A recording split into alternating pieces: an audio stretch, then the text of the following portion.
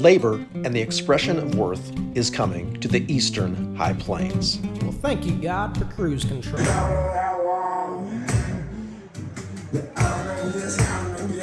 I'm here with Ron Shipp at the Reynolds Art Gallery here in Portales, New Mexico. My life celebrates Ron's work, really, and we got to work together playing guitar for a lot of years. I mean, when I taught here, it's a mutual celebration. Yes, labor and the expression of worth. I will play on the string. I will learn how to sing. I will find myself again. Yes, I'm coming.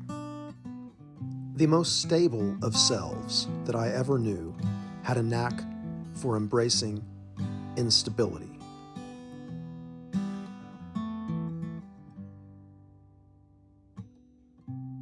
I'm gonna let these die on the stem because I want them seen.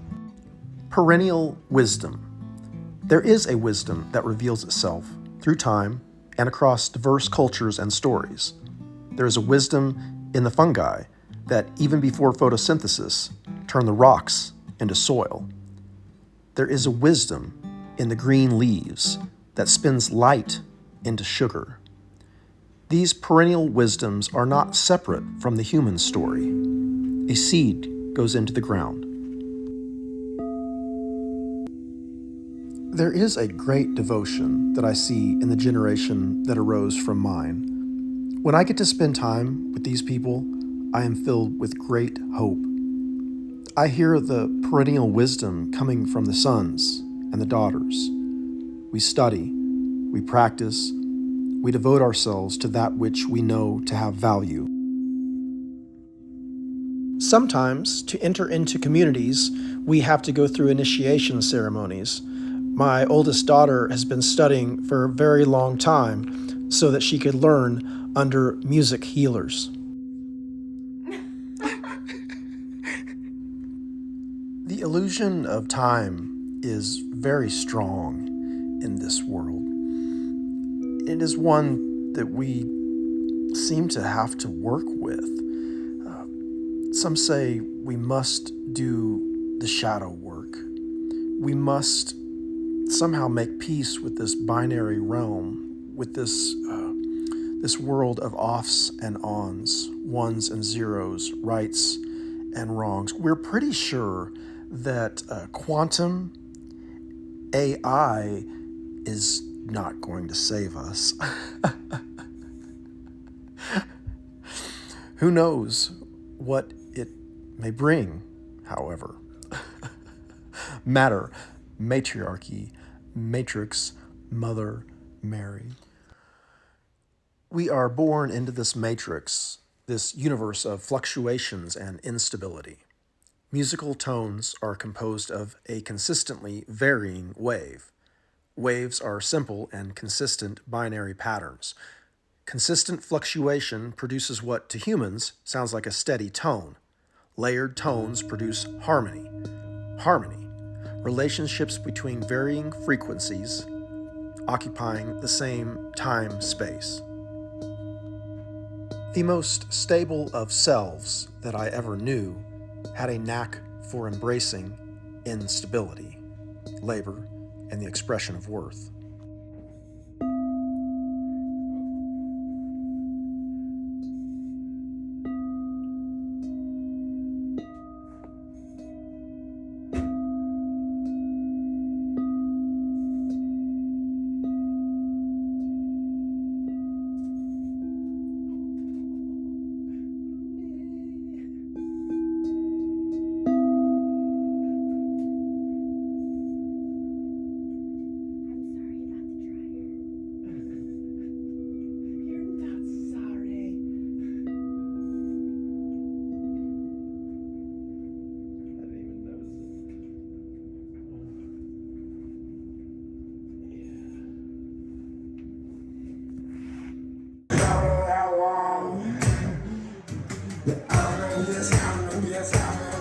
It truly was an honor to be invited into this musical communion that these three men have been establishing.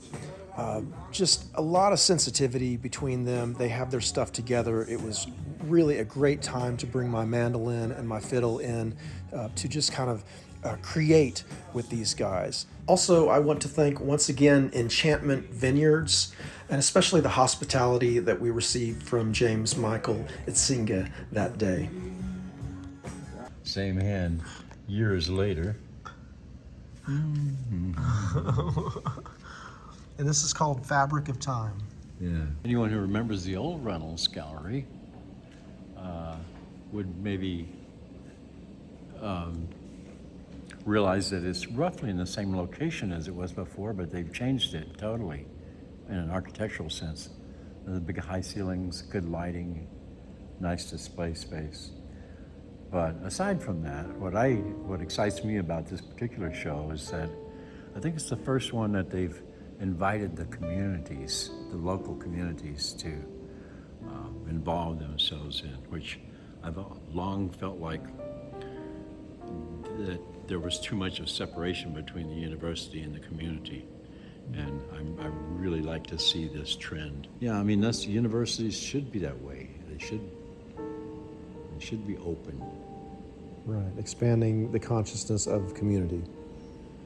And the participation of the community. Knowledge has the capacity to expand our compassion, even. And certainly my experience in the liberal arts expanded my consciousness, stretched me, grew me.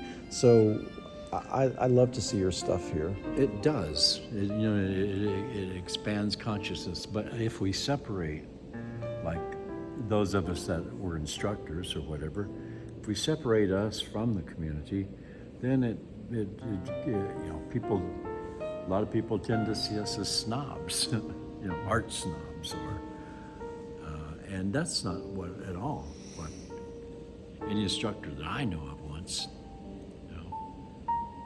We want involvement, and this particularly makes me very happy to see many students work here that I remember. So You had a lot of students here. How many years did you teach here? I don't know. The first class I taught was in '96, but then I didn't teach another until 2000 or so. So that's about 2000. Mostly, I've taught drawing, taught pottery, mostly ceramics, sculpture, and taught at the community college over in Clovis as well, and a variety of classes there. So it's been a very, very rewarding thing in my life to teach. I mean, there's that part of me that's an artist that's completely separate from the teacher. And I have my own opinions about what I like and don't like.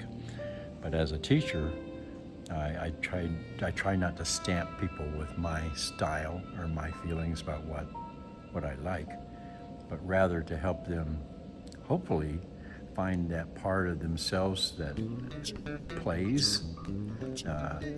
I think back to when I was 8 years old and I would do things like play in mud or stack rocks on top of each other.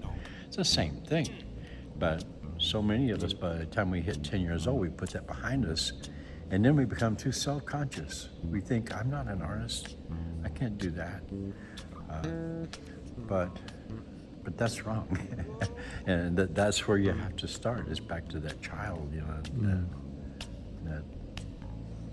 that's playing with color and texture and form.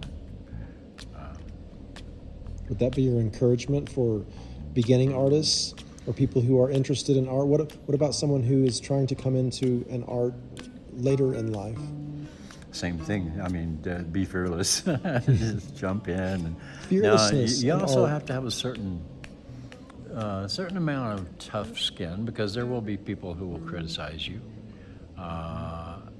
You also have to have an openness, because sometimes people will give you a critique separate from criticism, a critique about how you didn't maybe achieve the goal that you wanted with what you were doing, and they can give you, if you will take it, instruction on how to make your vision happen. So there's always that balance there between having a tough skin and an open mind, open to hearing instruction and taking what you can use from it and rejecting what's BS. You know, but I don't know. It's just, I love the arts. And I think the reason I love the arts is because they're not totally quantifiable. Yeah. You know,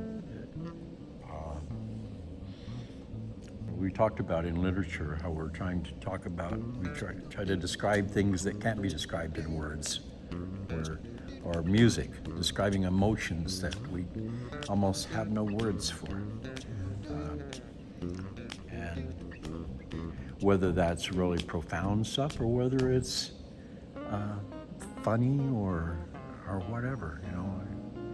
You and I have this long history of working together musically, and we have a long conversation about fundamentals. Mm-hmm. And sometimes we talk.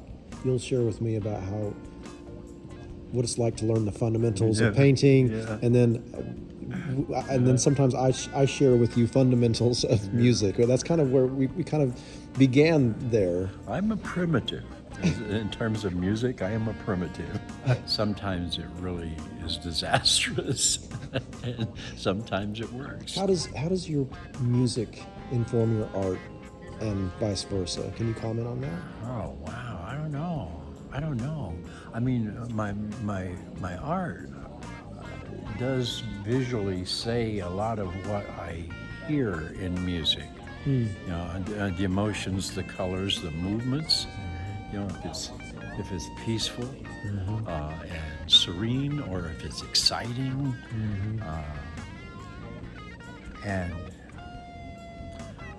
in a similar way, in visual arts, there are elements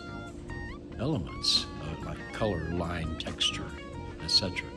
Same thing in music. There's elements, scales and notes and chords and beat.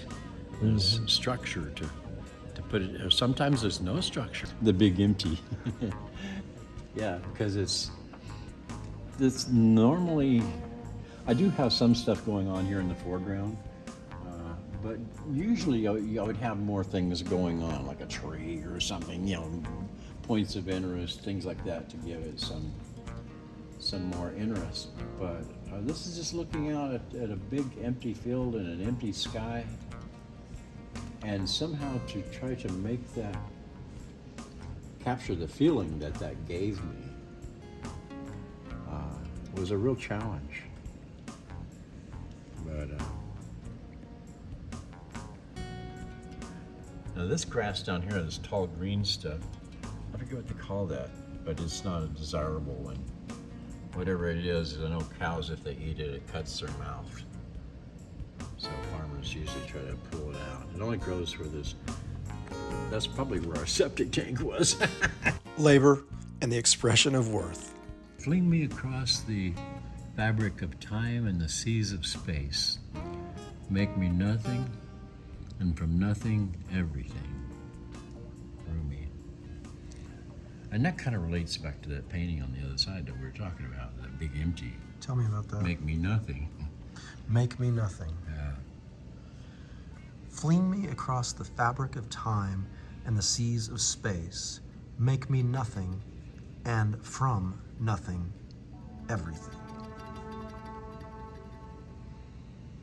And then all of my accumulated wisdom over a lifetime around the red. This is your accumulated wisdom. Accumulated wisdom. This is from you. You got Rumi down below. A lifetime of watching clouds, stacking rocks, breathing the air, asking the questions so many before have asked. What does it all mean? I have no answers, no wisdom, only amazement and love for it all. That's you. That's how I see you. That's how you present to me in this That's how world. I feel. That's how I feel on a good day. On a good day. That's right, on a good day. The big empty, make me nothing. Wow. And on a bad day, I try to have a little sense of humor.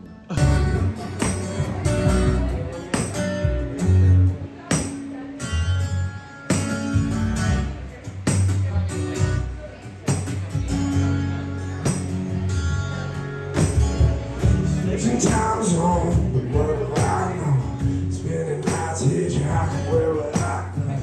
I could fly home with my eyes closed. But I hot seat, no surprise zone. You can find me, I ain't hiding. I'm moving my feet without a guide. I stop. Some musicians do very free-form stuff, so it does almost has so little structure that maybe loses people because they can't find a cohesiveness to it. Right. Coltrane did that when he applied himself to the form. He perfected the form, and then he took the form to a new level, and then he transcended form. Yeah, you start dismantling it. Picasso, like that. Is that correct? Picasso, and that's a difficult thing to do, and it's not something I have really mastered very well yet. But I mean, when you go through technique for a long time, you work really hard. At some point, if you're not careful, you become a slave to technique, and then you start trying to break out of technique, and it starts feeling kind of weird. It feels a little bit like, well, okay, I'm trying to do artwork like I did when I was in kindergarten, and I can't do that, but I can still sort of simplify what I do down to its essence, and that's kind of the closest so far I've come. Connections between all the arts, Yes. between music and painting and sculpture, and going beyond that just into self-exploration. Right. That's kind of where our conversation has been taking us over the past couple of days. It seems like it's the self-exploration and what it's like to realize this. And when I see your work, I see the layered lifetime of devotion that's gone into it, and it's really inspiring. Thank you. Lifetime of play. A lifetime of play, yes. Oh, I won't say there wasn't a lot of work. Many of us know what it's like to be overwhelmed by just the requirements of existing in this physical plane. And this work seems to be,